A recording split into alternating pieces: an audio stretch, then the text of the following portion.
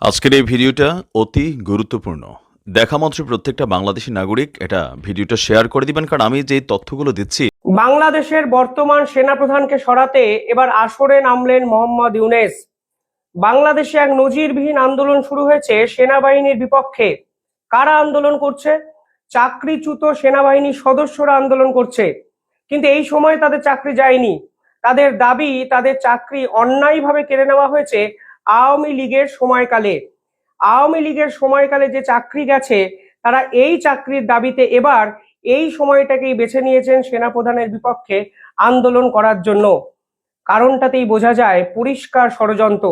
হঠাৎ করে ৮ মাস পরে এদের কেন মনে পড়লো সেনাপ্রধানের বিপক্ষে এই ধরনের আন্দোলন করা যায়? কেন হঠাৎ করে তাদের মনে পড়লো বাংলাদেশের এই সেনাবাহিনীর বিপক্ষে আন্দোলন করে জনমত গড়ে তোলা যায়? কেন এই আন্দোলনকে সরকার এতটা হালকাভাবে প্রথম থেকে ট্যাকেল করলো? কি কিসের জন্য, কোন সাহসে আন্দোলনকারীরা, যারা চাকরিচ্যুত সেনাবাহিনীর সদস্যরা, সেনাপ্রধান এবং সেনাকর্তাদের গাড়ির সামনে শুয়ে পড়লেন? একটা দেশের সেনাবাহিনীর আসলে যে সম্মান, সেই মিনিমাম সম্মান এবং শ্রদ্ধাটুকু কি বাংলাদেশের সেনাপ্রধান ডিজার্ভ করেন না? প্রশ্ন কিন্তু থেকেই যায়। এই চাকরিহারাদের দাবিটা কি?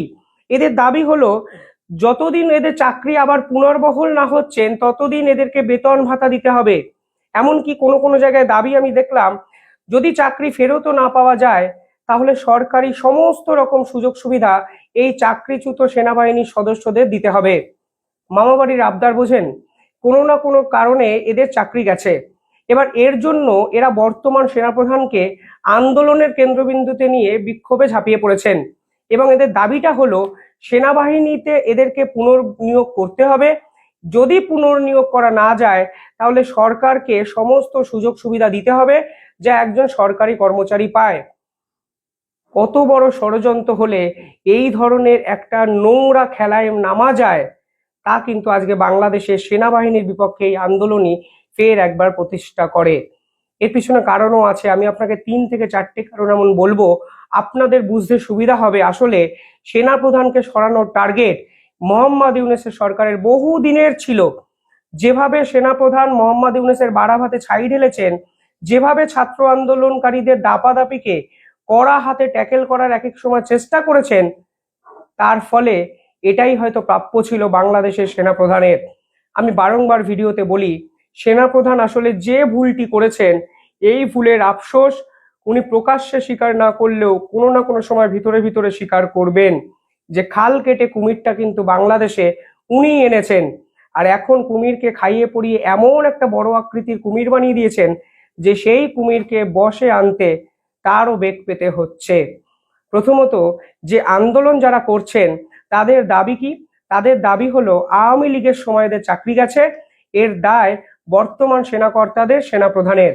এ বিষয়ে আমি দুটো কথা বলতে চাই। প্রথমত, যাদের চাকরি গেছে বলে দাবি করছেন তারা, এবং যাকে কাঠগড়ায় তুলছেন অর্থাৎ সেনাপ্রধানকে, সেই সেনাপ্রধান কিন্তু আওয়ামী লীগের সময় সর্বক্ষণের সেনাপ্রধান ছিলেন না। আমি বলতে চাইছি, আওয়ামী লীগের সময় অন্তত 4জন সেনাপ্রধান বাংলাদেশের বিভিন্ন বিভিন্ন সময় দায়িত্ব ছিলেন। এমন এক সেনাপ্রধানও দায়িত্ব ছিলেন যিনি আবার মোহাম্মদ ইউনূসের অত্যন্ত ঘনিষ্ঠ বর্তমানে। ফলে এই সেনাপ্রধানকে কাঠগড়ায় তোলা কেন? হঠাৎ করে এই সেনাপ্রধানকে কেন টার্গেট পয়েন্টে নিয়ে নেওয়া হলো?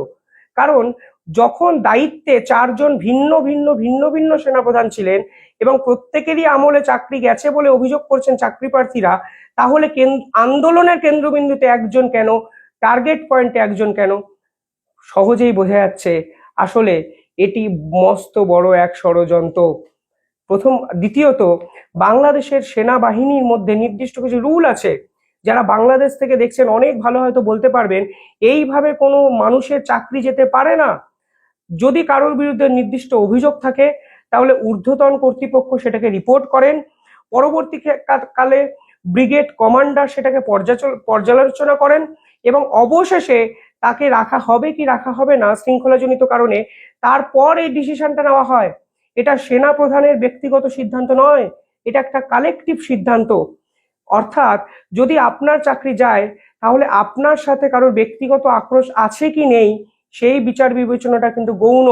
আসলে মুখ্য হয়ে দাঁড়ায় আপনি কি করেছেন, আপনার বিরুদ্ধে অভিযোগটা কি, এবং আপনি সেনাবাহিনীর বিপক্ষে ঠিক কতটা ক্ষতিকর, এই সমস্ত বিষয়গুলোকে সঠিকভাবে বিচার বিবেচনা করে কালেকটিভ হয়েতে আপনার বিপক্ষে সিদ্ধান্ত নেওয়া হয়।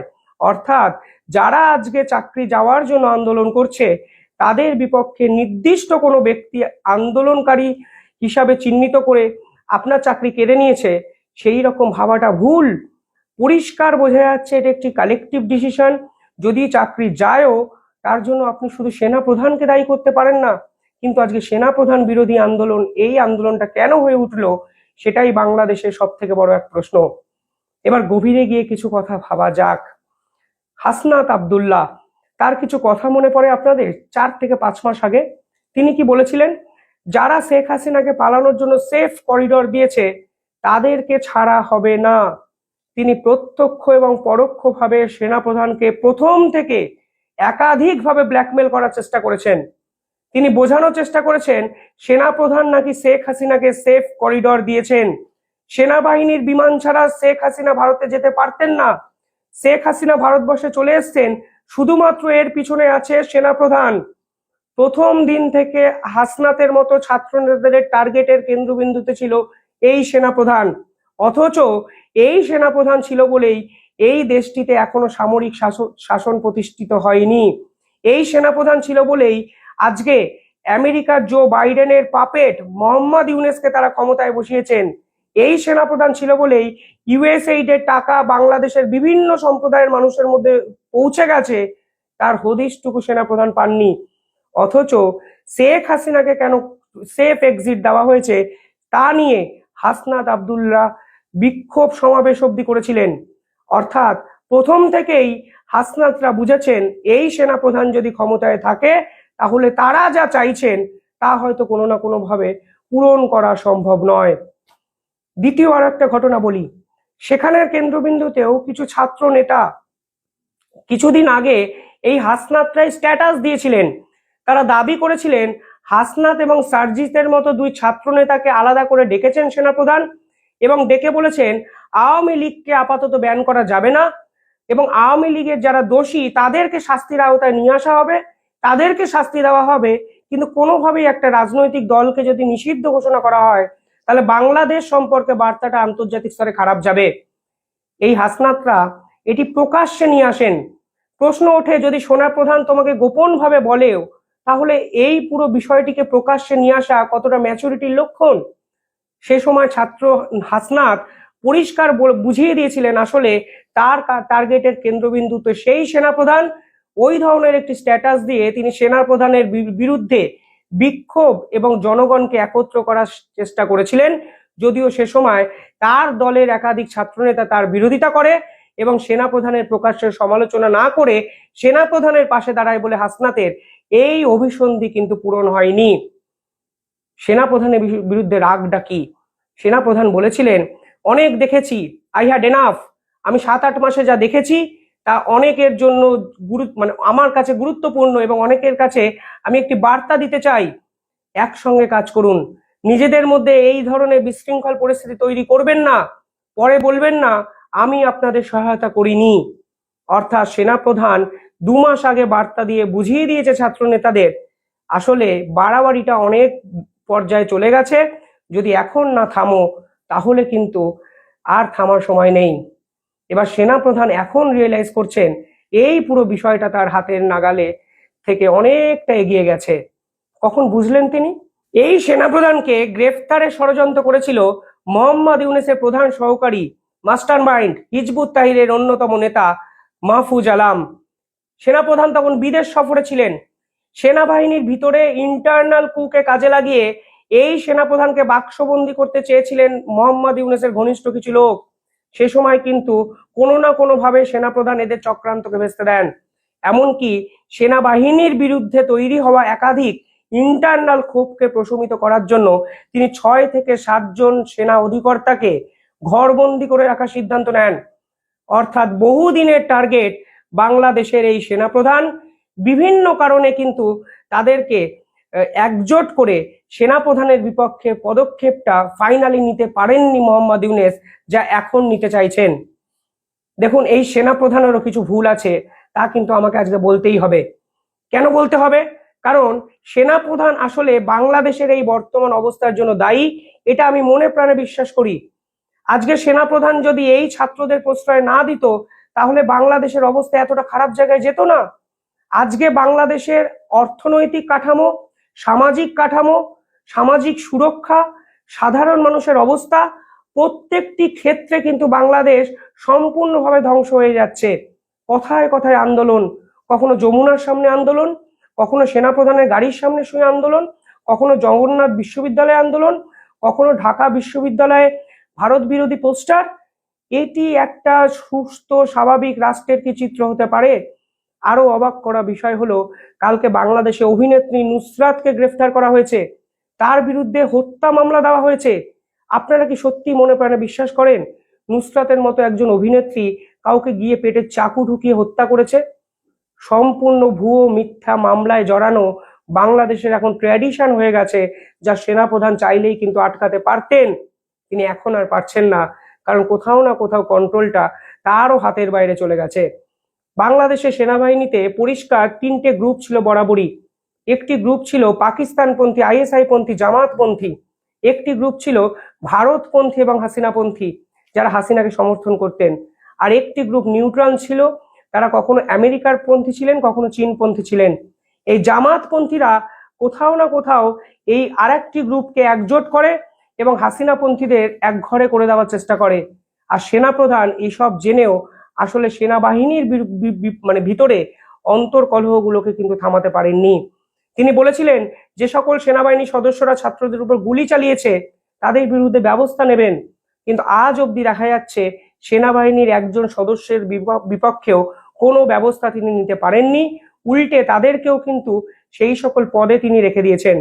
ফলে অপরাধীদের পদে রেখে দেওয়া তাও কিন্তু একটা অপরাধ। এবং এখন এরা বুঝতে পারছেন আসলে এই সেনাপ্রধানের মাথায় চড়ে বসা যায় এবং সেনাপ্রধানের বিপক্ষে একটা জনমত গড়ে তোলা যায়। কেন সেনাপ্রধান বিপদে?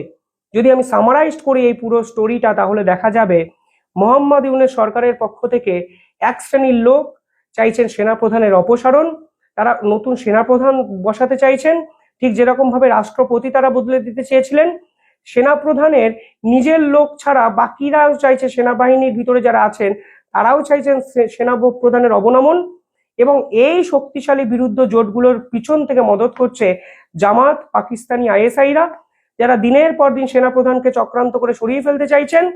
এই সকল সরিয়ে ফেলা চক্রান্তের বহিঃপ্রকাশ হলো সেনাবাহিনীর কর্তাদের গাড়ির সামনে শুয়ে পড়া। আপনি কোনোদিন স্বপ্নে ভাবতে পারেন ইন্ডিয়ান আর্মির প্রধানকে সরানোর জন্য রাস্তায় সাধারণ মানুষ নেমেছেন? পারবেন না। গণতান্ত্রিক দেশে এটা হতে পারে না। একটা সেনাপ্রধান একটা দেশের রাজনৈতিক প্রাঙ্গণ থেকে তার হাইট অনেকটা উঁচুতে, আপনি রাজনীতিকরণ করে সেই পদ্মার যে গরিমা সেটাকে নষ্ট করে যাচ্ছেন। মোহাম্মদ ইউনূস যা ড্যামেজ করছেন বাংলাদেশে, তা যে কিভাবে পূরণ হবে তা তারা নিজেরাও বুঝতে পারছেন না। কারণ বাংলাদেশ দেখিয়ে দিল সেনাপ্রধানের বিপক্ষে, এটা নিউট্রাল সেনাপ্রধানের বিপক্ষে এই ধরনের আন্দোলন করা যায়। একটা সেনাপ্রধান কিন্তু তাদেরই ডেভিল হান্টের অন্যতম গুরুত্বপূর্ণ সদস্য ছিল, যে ডেভিল হান্টের নামে বেছে বেছে আওয়ামী লীগের সভ্য সদস্যদের ধরে নিয়েছেন। আইন শৃঙ্খলার নামে চিন্ময় মহাপ্রভুকে গ্রেফতার করেছেন, আজকে নুসরাতকে গ্রেফতার করলেন। অর্থাৎ পাপের ফল কোথাও না কোথাও কি সেনাপ্রধান পাবে? এই প্রশ্ন কিন্তু আমি আজকে এই প্রতিবেদনে তুলতে চাই। সব মিলিয়ে সেনাপ্রধানকে গ্রেফতার করে নতুন সেনাপ্রধান বসানোর পরিকল্পনা করছেন মোহাম্মদ ইউনূস, এই যে একদম জলের মতো পরিষ্কার। ছাত্রদের দাপাদাপি এবং ছাত্রদের যে আত্মহংকার চলাফেরা আসলে বাংলাদেশের সর্বনাশের অন্যতম কারণ, তা সেনাপ্রধান বুঝেছেন। সেনাপ্রধান যখন পাল্টা অ্যাকশনে যেতে চাইছেন, ঠিক তখনই তাকে গ্রেফতার করার মতো মিথ্যে ফোন দিয়ে আসছে মোহাম্মদ ইউনূসের দালাল কিছু ছাত্র নেতারা। এই তো সোনার বাংলা, এই তো সোনার বাংলাদেশ। কিভাবে দেখছেন পুরো বিষয়টা কমেন্টে জানান। ধন্যবাদ।